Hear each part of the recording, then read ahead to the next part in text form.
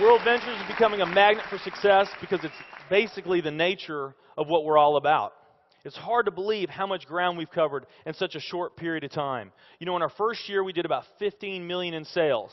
Our second year, we closed out right at $50 million. That's over a 320% increase in our second year. And we are totally convinced that we will clear in our third year $100 million. And I'll tell you what's going to happen much faster than you might imagine is that we're going to become $1 billion company. And some of you, especially the people newer to our company, you might find that hard to believe, or you think, you know, it's pretty outrageous goal. If you've really taken the time and you've studied companies that have achieved that level of success, what you found is that it's rare that a company that invents a brand new product or introduces into a brand new product segment has that type of success. What's more common, where you see these companies that achieve this mega success, it's companies that enter an industry that's already very, very large, also very competitive. They do something just a little bit different, and they carve out a small little piece of a really big pie. And with that small little piece, they become over $1 billion a year company. A great example of that is Cheesecake Factory. I mean, we all know how competitive and how big the restaurant business is. And Cheesecake Factory, they're not doing something that much different than everybody else. They're doing things just a little bit different. But they are a super success in business today. One of my favorite examples is Starbucks. I mean, how long has the coffee industry been around, and how big is the coffee industry? Okay, I mean, how many companies sell coffee? Starbucks, doing it just a little bit different. They carved out their piece, and now they're a multi-billion-dollar company. And I got a little demonstration that I want to show you that I think is kind of fun. The coffee industry is $100 billion. So $100 billion every year is spent around the world on coffee. Each one of these gumballs represents $1 billion in annual sales.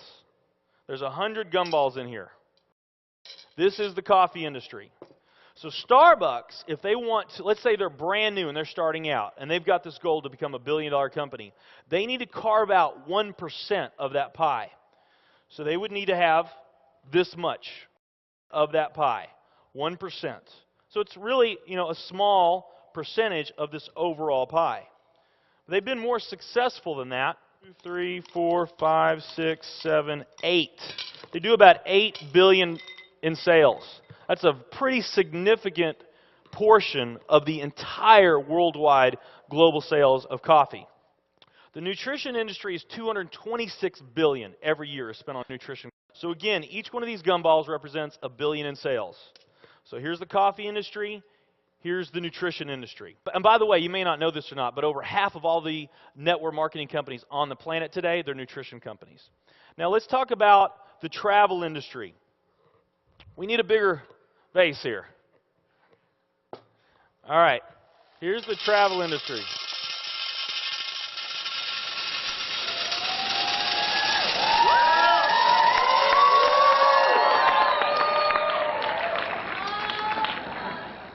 Pretty impressive, right? Well, it doesn't stop there.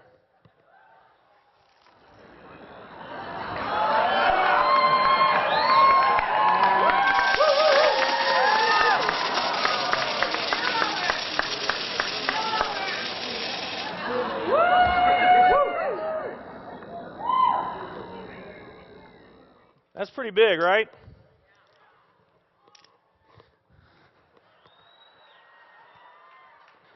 There's more.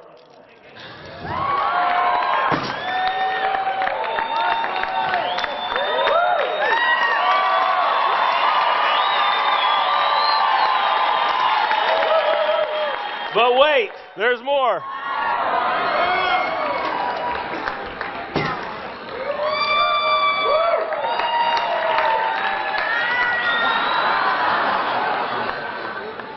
And one more.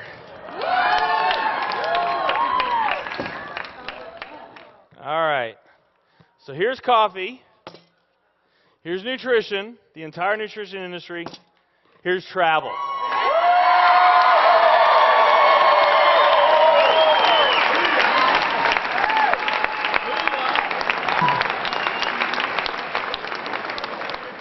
Travel industry is $7 trillion every year spent on travel. And they also say that the travel industry is going to grow from $7 trillion to $13 trillion over the next decade. Nutrition and travel. Over half of all the network marketing companies that are out there, they're nutrition companies.